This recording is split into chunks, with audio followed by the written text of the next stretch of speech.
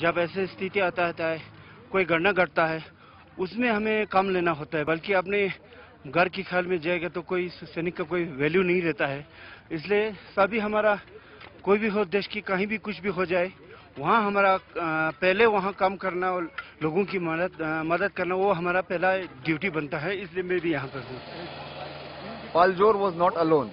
Colonel Kedar Gokhale, an army engineer, was literally caught in the torrent unleashed by the cloudburst. But instead of ducking for safety, Gokhale and his buddies waded into waist-deep slush to extricate dozens of civilians from the onrushing water that night. I ran into Choglam sir, which is on way to my regiment location. Again here the same condition was prevalent, and it was much more serious than what I had seen in Leh.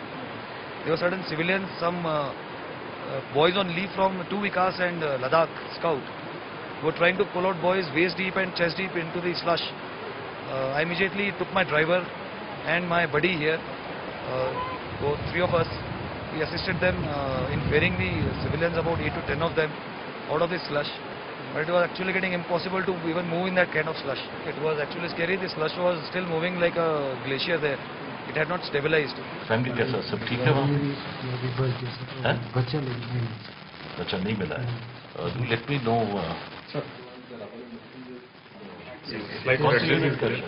And then there is Sipoy Parvez Khan of the Army Service Corps, who saved several colleagues buried under the debris at Nimu, 40 kilometers from Leh. For his bravery, Khan was given an on-the-spot commendation medal by the Northern Army commander when he visited Leh to meet the Bravehearts. The army in fact suffered heavily. There was extensive damage to military infrastructure across Ladakh. 26 soldiers posted in the Turtuk sector along the line of control with Pakistan simply disappeared after a mountain came crashing down on their post at Thaksi. Since we are an army of the people, by the people and for the people, so we focus first on them. My pickets and the remote areas, they've also suffered quite a bit. And the kind of human job army is doing out there, we're feeding the civilians, we have provided them shelter, we've rescued a lot of people over there. That has not been highlighted because of course no one has been able to go out there. But I would like to assure you that as much work has gone over there as has gone in over here at Leh itself. The civil administration will of course need as many helping hands as it can get. How well they coordinate help pouring in from various agencies and individuals will be the key successful rehabilitation of the people in coming months. But all that after the break.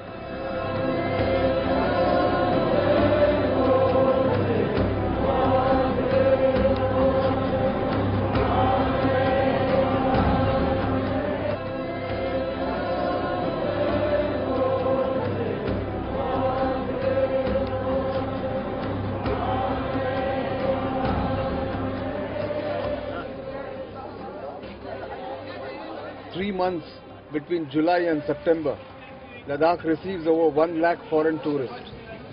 It was no different this year, until the flash floods hit the region. Many were stranded in distant places. Some of those who were in Leh wanted to get out as quickly as possible, but in the first 2 days after the disaster, air connectivity was still tenuous. Shihan D'Souza had arrived in Leh from Mumbai, along with her brother and parents, a week before the devastation. She was in a hotel when the tragedy hit the town. Terrified, she was desperate to go home. So she spent 3 days coming to the airport and not getting a ticket. I've been waiting here since 4:30 in the morning, and I don't know, the planes just keep coming and going. I don't know what's happening. We just want to get out of here. It's difficult. But of those who were in Leh, most volunteered to help. Many simply waded into the slush. Some others got down to retrieving stones carved with Buddhist engravings. Just felt like helping, you know, instead of looking for things to do. So we came in a volunteering of the Buddhist organization. To help people, the victim, if we can do something for the people, I have to do that. Latest things that we could require, and if you have your choices then. The army of volunteers is slowly gaining strength. A week after the tragedy, several hundred gather every morning at a central place, coordinate with local community leaders, and set out to do their bit to rebuild Leh. Some are using their musical skills to collect donations.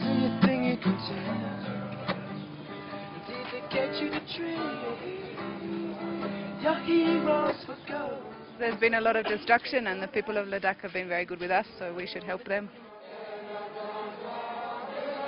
The tragedy has brought all communities and people of diverse nationalities together. For the first time in recent memory, Leh witnessed something like this.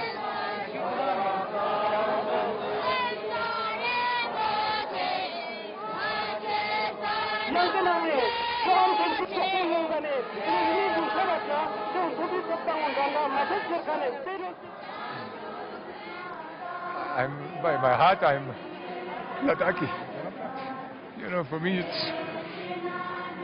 I come here every year, and today I came here, and sorry very much. For me, it's unbelievable.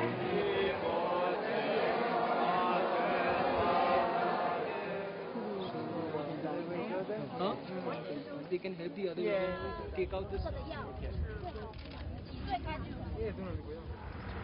Leh has about 1 lakh foreign tourists visiting each year, and by volunteering for rehabilitation and relief work, the tourists feel that this is their way of giving back something to a land that has given them one of the best holidays of their lifetime.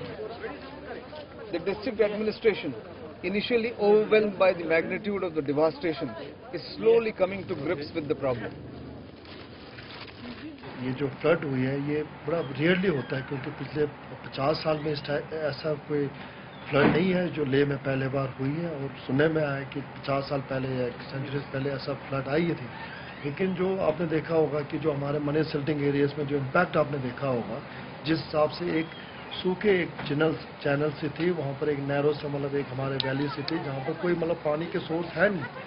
उस बारिश जो 5th और 6th की जो रात की जो तूफान जो यहाँ पर आई है, बारिश बहुत तेज, साथ में जो कुछ जो क्लाउड बर्स्ट की वजह से जो पानी की वजह से जो नुकसान हुए फ्लड्स की वजह से, तो वो तो अनप्रेसिडेंटेड है। Initially, the administration had to focus on evacuating stranded tourists from the region's remote, inaccessible areas. It was tough, since most road links to the interiors of Ladakh had been cut off. So once again, the Indian Army and the Air Force had to step in.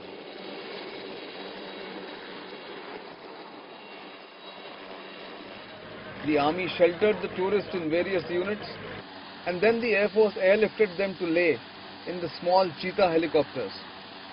Some of them were injured, some were simply frightened to stay on. So the government ordered additional commercial flights from Leh to Delhi. See, our main focus actually has been on making sure that our links with the rest of the world remains intact. And the topmost priority as far as the Air Force is concerned is to make sure that the Leh Air Base remains functional and operational.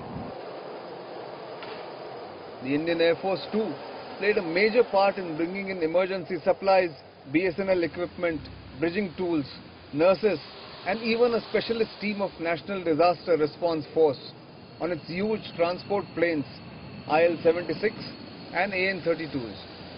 The NDRF team was tasked with locating survivors and providing specialized equipment for rescue. जो relief सामान हम लाए थे उसको हमने सारा handover करा इनको एडमिनिस्ट्रेशन को। रिलीफ सामान में हम पहले काफ़ी टेंटेज करीबन 250 टेंट और दवाइयाँ और डॉक्टर्स हमारे साथ में आए थे सफदरजंग से और आरएमएल से, उन्होंने अपनी कार्रवाई शुरू कर दी। जो मिट्टी यहाँ पे आई है वो काफ़ी मिट्टी आ गई और बहुत बुरा हालत हुई है, क्योंकि जो ऊपर नाले से पानी आया जहाँ क्लाउड बस्ट हुआ, जहाँ पे भी पानी आया उसने इतनी तेज़ी के स्पीड के साथ मिट्टी और पत्थर लेके आया है कि उसमें जो भी चीज़ आई है, चाहे गाड़ी हो चाहे मकान हो, उनको बुरी तरह से तहस नहस कर दिया। हम इस चीज़ के लिए ट्रेंड हैं, इसलिए क्योंकि हम जहाँ भी जाएंगे वो डिफ़िकल्ट समय में जाएंगे, तो हमें इसमें ज़्यादा दिक्कत नहीं आती करने के लिए। Despite such a massive effort, people are still afraid to go back to their houses.